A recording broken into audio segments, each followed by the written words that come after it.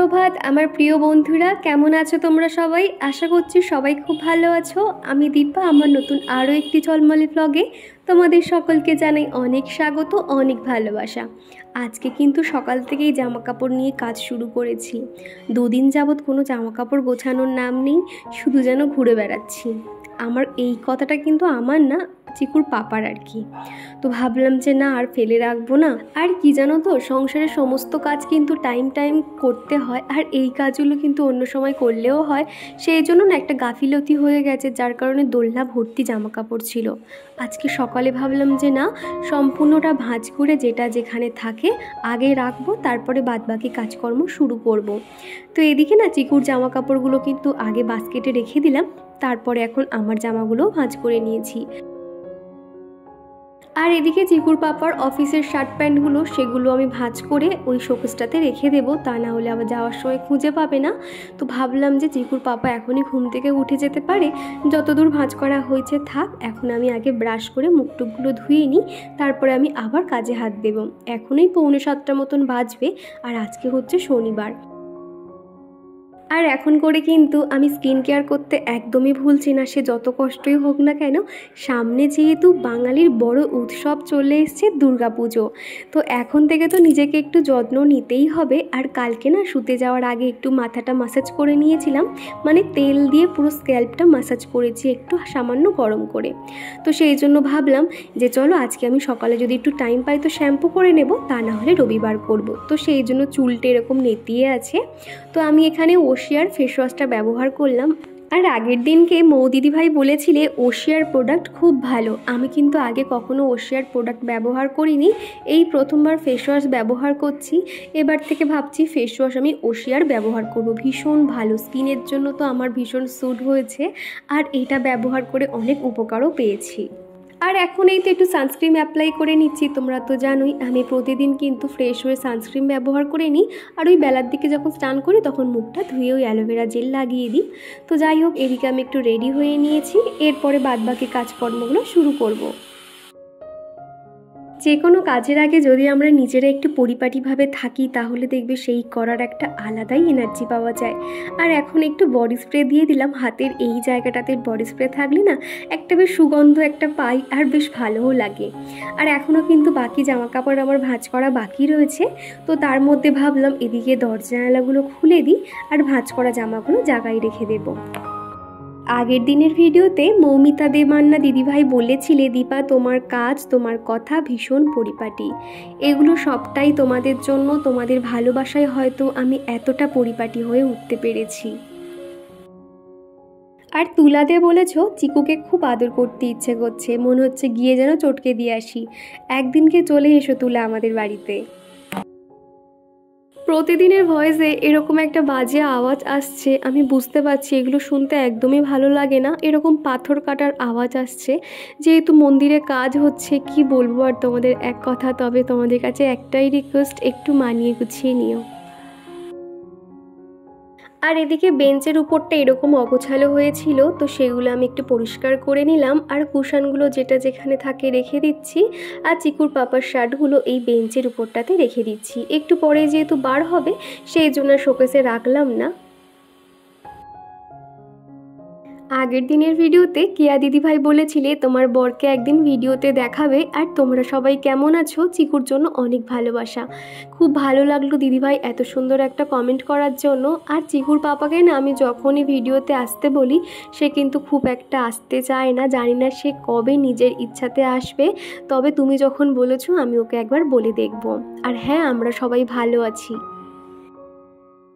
আর এরই মধ্যে চিকু তো ঘুম থেকে উঠে পড়েছে, ওকে ব্রাশ করিয়ে দিয়েছি। আর চিকুর কিন্তু ঘুম থেকে চোখটা যেই খুলবে, ও কিন্তু ওর খেলনাগুলোকে খুঁজতে থাকে। আর এখন যেহেতু বৃষ্টির ওয়েদার, মেঝেটা ঠান্ডা হয়ে থাকে, সেই জন্য এই ঘরেও মাদুর পেতে দিয়েছি খেলার জন্য। সে কিন্তু এই ঘরে খেলবে না, ওই বিছানা বসেই খেলবে।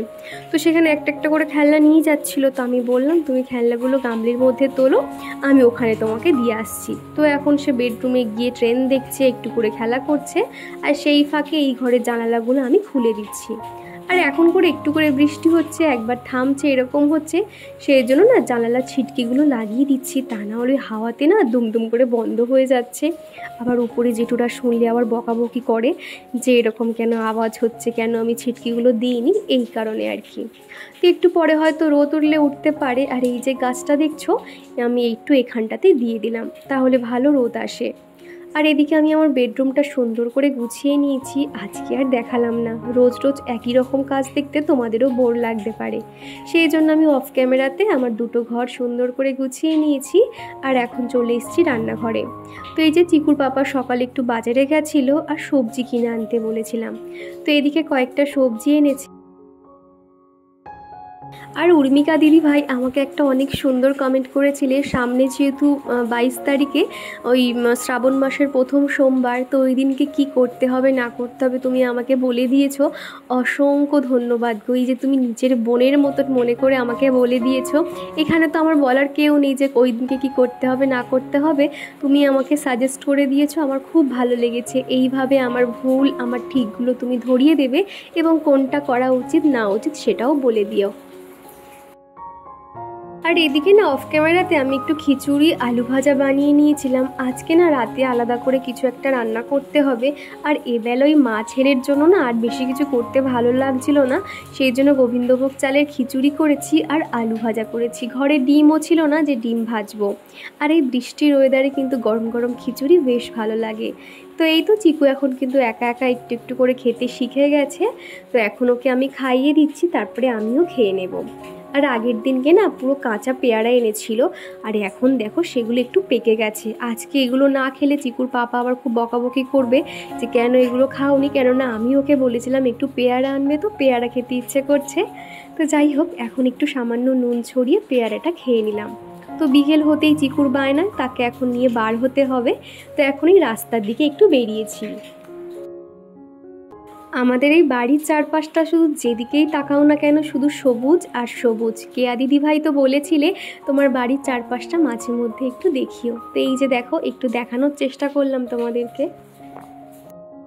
আর চিকু সারাদিন তো বাড়িতে থাকে একা একা, তো যখনই রাস্তায় বার হয় এরকম অবাক দৃষ্টিতে দেখতে থাকে গাছপালা, পাখি, গরু, কুকুর, রাস্তায় যা যা দেখতে পাই তাই দেখেই ও আনন্দ পায়।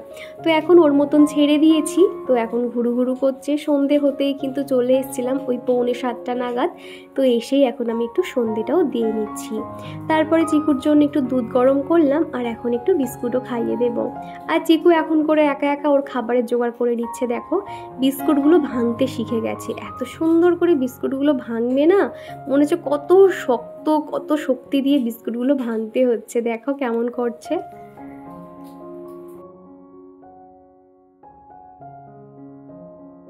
চিকুর এই ছোটো ছোটো মোমেন্টগুলো আমি ক্যামেরা বন্দি করে রাখতে চাই, যাতে একটা সময় ভবিষ্যতে চিকুর এই অ্যাক্টিভিটিসগুলো, ওর কথা বলা, ওর তাকানো, যাতে আমি মিস না করি। আর এখানে আমি বিউলির ডালের একটু বড়া বানিয়েছিলাম, তো মনে হলো যে একটু সন্ধেবেলা এটাই আর কি খাই। তো বিউলির ডালটা 2 দিন ধরে ভেজানো ছিল, একটু পকোড়া মতন বানিয়ে নিয়েছি। একটু ওই কারি পাতা, ধনে পাতা দিয়ে আর একটু মৌরি ফোড়ন দিয়ে ব্যাটারটা বানিয়ে এই যে এখন একটু ভেজে নিয়েছিলাম। তো সন্ধেবেলা আর কি আমি একটু সস দিয়ে খেয়ে নিলাম।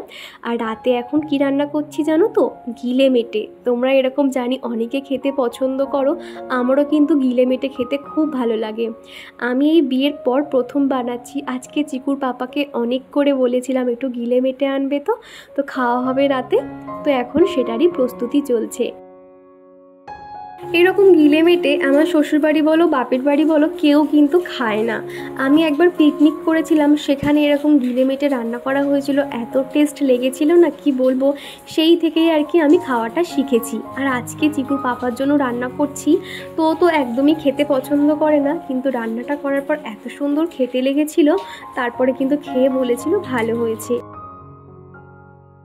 আর ওদিকে কিন্তু ভাতটাও বসিয়ে দিয়েছিলাম। আর এরই সঙ্গে চলো আমার প্রিয় বন্ধুদের নাম নেওয়া যাক।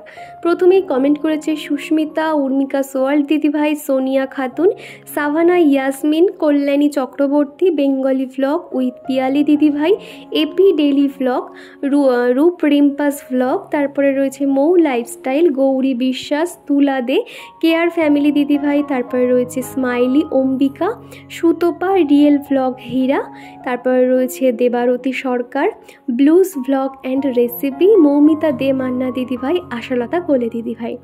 এই যে তোমাদেরকে জানাতে চাই অসংখ্য ধন্যবাদ এতটা সাপোর্ট করার জন্য। আর এদিকে কিন্তু পেঁয়াজগুলো আমি চপিং করে নিয়েছিলাম, আর ওই চপারটা থাকার জন্য না অনেক সুবিধা হয়েছে।